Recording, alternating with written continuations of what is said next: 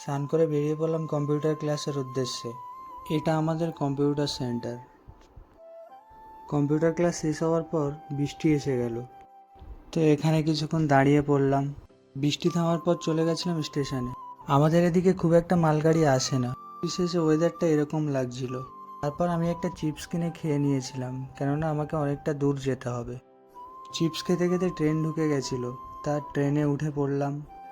আজ বিশেষ কিছু কাজ ছিল, তাই যেতে হলো গ্রামে।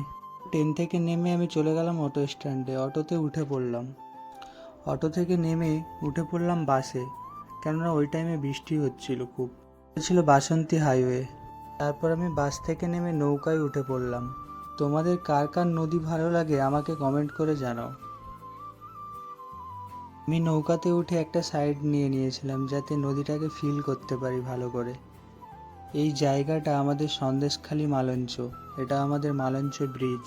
এই ব্রিজের উপরে বিকেলবেলা সবাই আড্ডা দেয়, আমিও আসি মাঝে মাঝে। এই নদীটার নাম হচ্ছে বিদ্যাধরী নদী।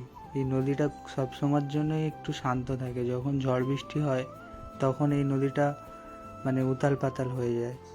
এই নদীর পাশ থেকে অনেকগুলো ইটভাটা আছে, দারুণ লাগে দেখতে। দেখতে দেখতে চলে এলাম এপারে। আমাদের বাড়িটা যে জায়গায় আছে ওটা হচ্ছে পুরো একটা দ্বীপ। নৌকা থেকে নেমে আমি হেঁটে হেঁটে চলে গেলাম। এই নৌকাটা নতুন তৈরি হচ্ছিল নদীর পাশে। যেতে যেতে একটা ভাইয়ের সাথে দেখা, তো ওর সাইকেলে উঠে চলে গেলাম। এটা হচ্ছে আমাদের গ্রামের রাস্তা। গ্রামের রাস্তাগুলো বেশ ভালো, পুরো ফাঁকা রাস্তা।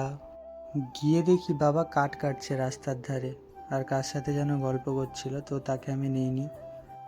আর এটা হচ্ছে আমাদের গ্রামের বাড়ি, দেখতেই পাচ্ছে সবাই।